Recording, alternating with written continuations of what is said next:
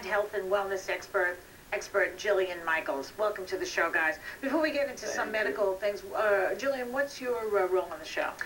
Basically on the show, I play the role of the super viewer. I'm really the voice of the audience because all my co-hosts are doctors, and sometimes they forget that there are things that the laymen don't know. And so I have the ability to ask those questions and get them to expand on their answers and also talk about the angle of prevention with them as well. That's great.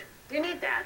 We do, and Jillian brings a level of motivation that anyone can use, and it's already played itself out so many times this year where Jillian will ask a question that we aren't even thinking of. That's good. And it's a great way to respond because Jillian, she may not know about, hey, should I get this latest vaccine? And we'll answer Jillian, and I know the viewers at home have the same question. Okay, now let's talk about some of the medical things that are stories that are going around. There's this film Contagion out right now, and it's they tell me that it opened at #1 this weekend.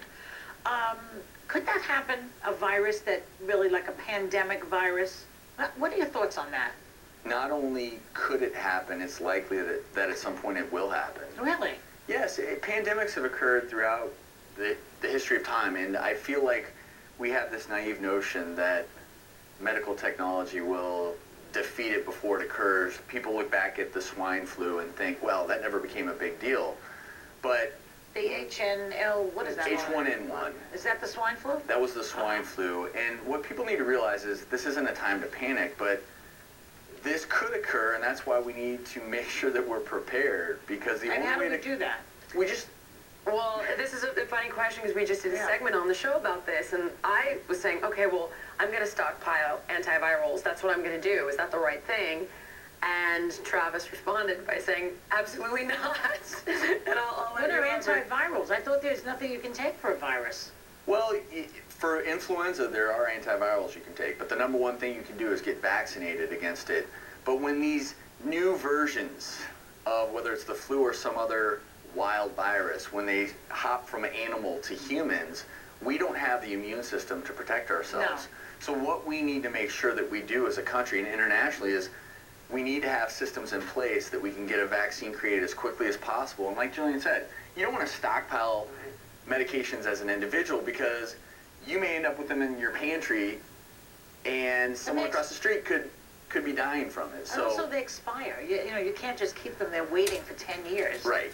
For the virus to hit, Now, let me ask you something else. There's a new children's picture book out, and it's called Maggie Goes on a Diet. It's about an overweight 14-year-old, and it's causing an uproar, and I think it's because of the word diet. What do you think about that, Jillian? Well, we've actually discussed this. We both agree with you, and we would love for it to be called, I like it to be called Maggie Gets Healthy. Travis wants it to be called Maggie's Parents Create a Healthy Environment for Her to Live a Healthy Life. Yeah. But would that sell?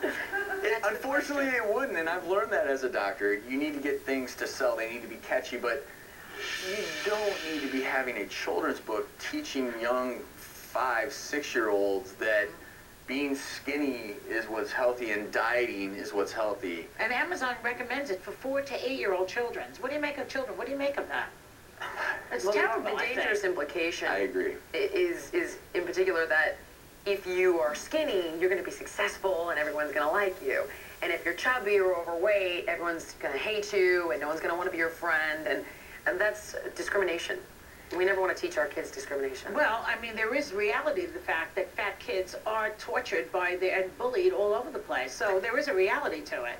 So we need to teach our young children how to live healthier lives, but that's in the home environment. As a parent, it's your job, in my opinion, to teach your 6- and 7-year-olds what it means to be healthy. They shouldn't be reading a book, in my opinion, that tells them that skinny is how you're successful in life. And we shouldn't threaten them with fear-mongering. Like, if you don't get healthy, everyone's going to hate you. We should incentivize them by finding activities that they love to do, by cooking with them, being active with them. We should use positive reinforcement, not fear tactics. So what would you suggest that mothers do with their girls? I mean, it's very hard to raise a girl in that sense. Be a role model, lead by example, build her confidence and self-esteem, teach her about being healthy, not about being skinny.